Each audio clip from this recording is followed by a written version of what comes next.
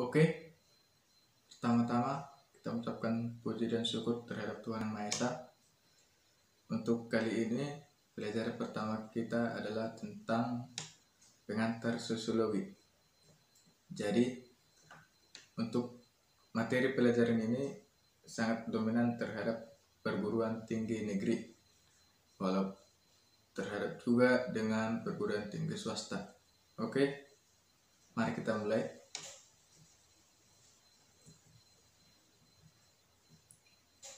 Hal yang dipelajari di dalam pengantar sosiologi yang pertama adalah terhadap kaitannya dengan manusia, kesadaran, serta mampu berpikir atau memiliki ilmu dan pengetahuan.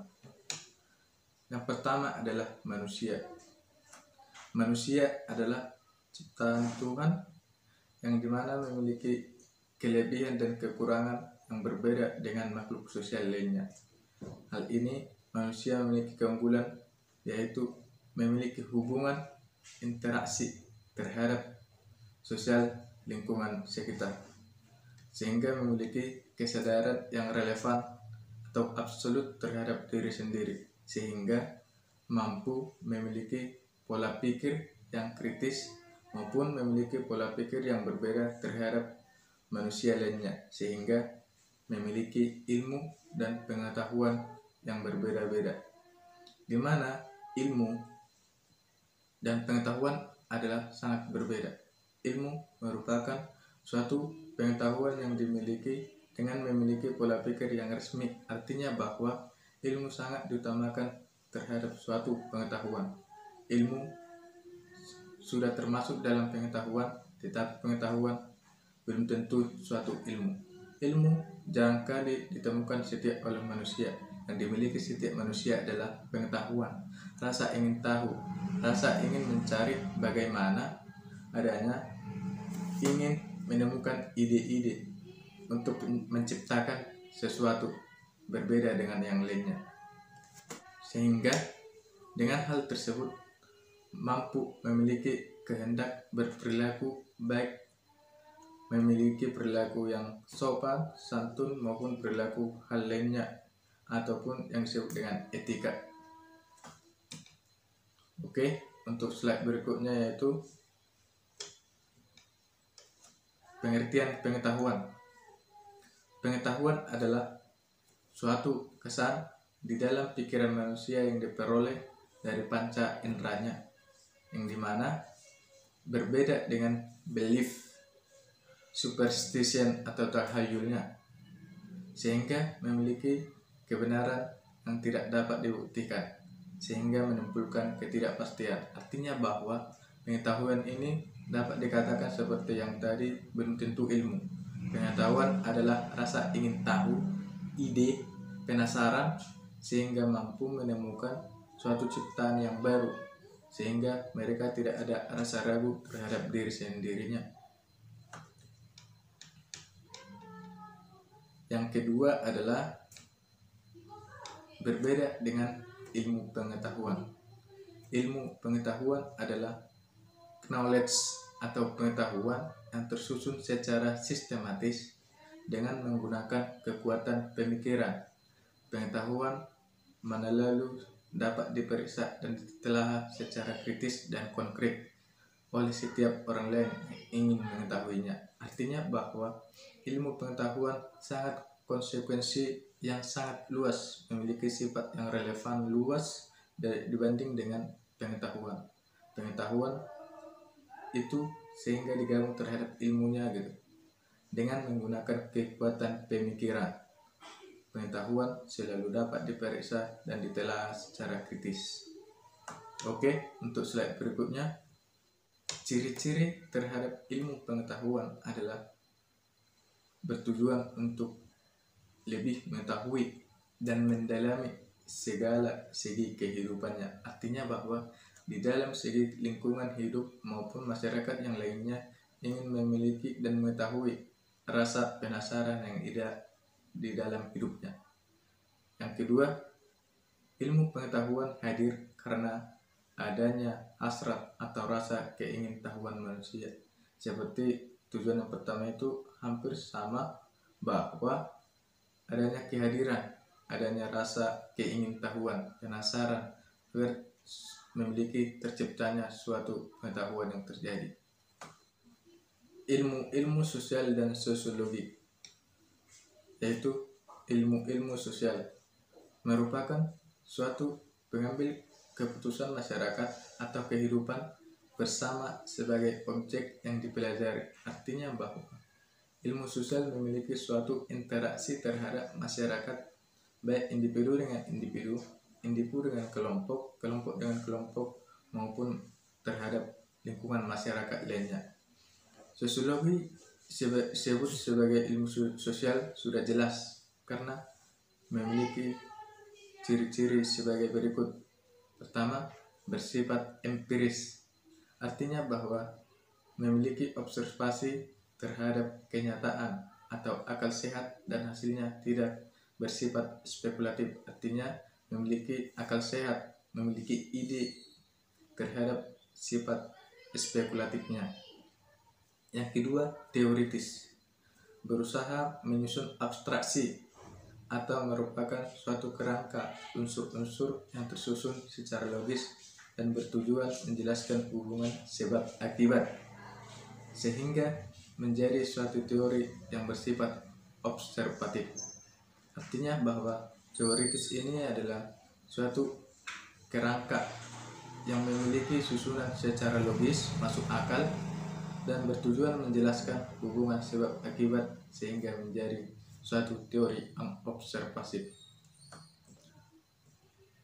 Yang ketiga adalah kumulatif, yang merupakan suatu teori yang ada yang bertujuan untuk diperbaiki, diperluas, diperhalus mulai dari teori-teori lama. Artinya bahwa adanya perubahan sosial atau perubahan teori-teori yang ada sebelumnya yang memiliki tujuan diperbaiki sehingga diperluas serta memperhalus bagaimana teori-teori tersebut mulai yang ada sejak dahulu hingga sekarang, sehingga memiliki kesimpulan yang sangat kritis dan konkret. Yang keempat adalah non-etis, yang merupakan suatu bukan mempersoalkan baik atau buruknya suatu paksa, tetapi menjelaskan fakta secara analitis. Artinya bahwa non-etis ini memiliki sifat menentukan mana yang baik, mana yang buruk terhadap suatu fakta atau teori-teori sosial yang terjadi dalam suatu masyarakat, sehingga dapat menyaring suatu masyarakat untuk menceritakan bagaimana hubungan masyarakat yang sosialis, sehingga dapat menjelaskan fakta-fakta yang ada di dalam suatu masyarakat. Berdasarkan terhadap definisi sosiologi, sosiologi artinya adalah suatu pengetahuan atau ilmu tentang sifat masyarakat, perilaku masyarakat, dan perkembangan masyarakat itu sendiri, sehingga sosiologi juga dapat dikatakan suatu cabang ilmu sosial yang mempelajari masyarakat dan pengaruhnya terhadap kehidupan manusia. Artinya bahwa sosiologi ini menjelaskan adalah sifat masyarakat, baik perilakunya, baik tingkah lakunya, maupun etika sosiologis yang terjadi terhadap lingkungan masyarakat tersebut, sehingga mampu memiliki hubungan interaksi baik memiliki sifat yang benar maupun yang salah terhadap fakta masyarakat itu sendiri. Sosiologis berasal dari bahasa Latin, yaitu socius atau kawan dan teman, dan logos ilmu pengetahuan. Jadi digabungkan, ada sosiologis adalah ilmu pengetahuan yang memiliki hubungan yang interaktif atau timbal balik sesama manusia.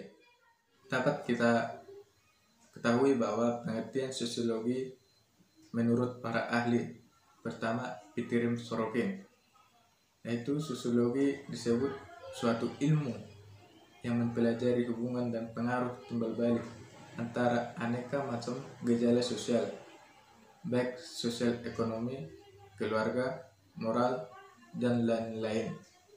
Yang kedua, sosiologi adalah ilmu yang mempelajari hubungan dan pengaruh timbal balik antara gejala sosial dengan gejala non-sosial, dan yang terakhirnya. Dan juga sosiologi dapat disebut ilmu yang mempelajari ciri-ciri umum semua jenis gejala-gejala sosial lainnya. Sehingga dengan hal tersebut, Petirum Sorokin dapat menyimpulkan bahwa sosiologi ini adalah hubungan yang timbal balik yang dinamis, baik antara individu dengan individu, individu dengan kelompok, kelompok dengan kelompok di dalam suatu masyarakat maupun gejala sosial lainnya.